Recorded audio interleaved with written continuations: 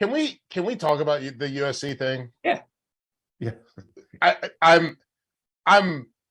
I went through an existential crisis about Utah after they lost to UCLA. And I was like, did I overrate them preseason? What did I do? Did I mess up? Like, how bad did I do this? And then Saturday night happens. And I'm like, this is the team I was talking about the whole time. Come on. No, but here's the thing. We talked about it in the previous segments, right? Matchups. Yes. What does UCLA and Chip Kelly do? And they run that ball. That guy, right? Yeah. I saw him last year when they absolutely murdered USC in the Coliseum. Like that was boys in the hood style, right? It was tough. It was tough. So Ricky, and then, Ricky, no, yeah. But here's the thing: what happened to Utah when they went down to Florida? They got manhandled. They got manhandled, and did you notice the size difference? Huh? You notice the size difference? Yeah. No, yeah. I mean, it's one of those things that Utah is good and built to be the bully when everything's all equal. Yes. When you got guys that move just a little bit different, and they're a little bit bigger, they put the paws on them. They put paws on you. You start to flinch. You start. Okay. You just snapping your fingers. I thought you was trying to punch me in the face. That's just what happened. And so it was a bad matchup. But that USC team, they were right. They were cocky. They're already a little bit smaller, faster. They want to look cute. They want to position block. Yep.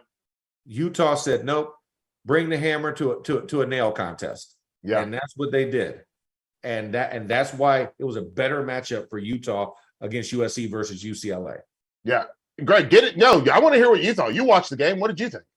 I mean, I said this to our lovely producer team behind the scenes while we were waiting for the show to start tonight. But I've been skeptical of USC all season. Anyone who's listened to me on the Best Bets show knows that. I've just had this gut feeling about this team that they were going to lose a game no one saw coming.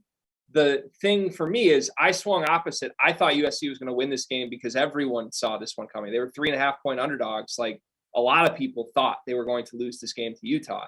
Yeah. And I weirdly come away from this loss more confident in USC than I've ever been. And I don't know why. I can't point my finger at it because they essentially lost in a fashion I could see them losing. Like they just can't stop somebody.